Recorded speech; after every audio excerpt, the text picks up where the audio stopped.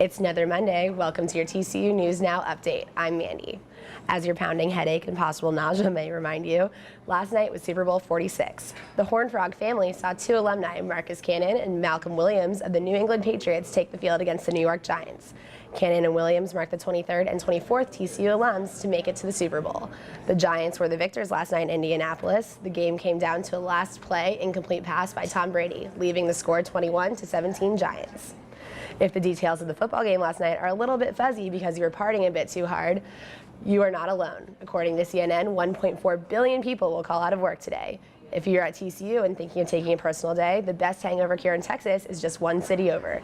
According to CNN, the Migos at All Goods Cafe in Dallas will kick that hangover and have you feeling better in no time.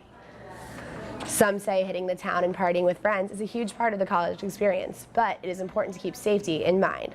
Over the weekend, there was a physical assault on TCU's campus. At 1:15 on Sunday morning, police reported an intoxicated assailant attacked a female TCU student. The assailant's identity is still unknown. In a campus-wide email, students were reminded to call 7777 for an on-campus police escort before walking home alone.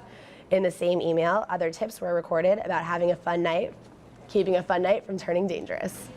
After feeling weather in the 70s over the weekend, you may hear students saying that it doesn't even feel like winter in Texas. It is a very different story elsewhere in the world.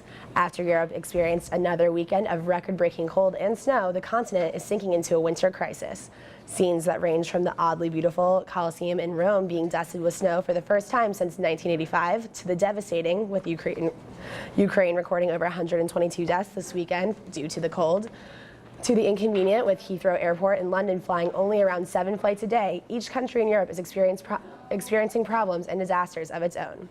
Meteorologists say they see no end in sight for the snow. This week at TCU is the annual Ministers Week. The event, running until February 9th, is co-sponsored by TCU and the Bright Divinity School. Some events will be in the new Harrison building on campus. Also, student parking may be affected by certain lots being reserved for Ministers Week. To find a schedule of speakers and events, visit the Bright Divinity School's website, bright.edu. And finally, as we enter the fourth week of school, it might be time for your all-night study sessions. If you are stricken with a late-night sweet tooth, you're in luck this month. A late-night cupcake delivery service is running on campus from 9 until midnight on Mondays and Wednesdays for the month of February.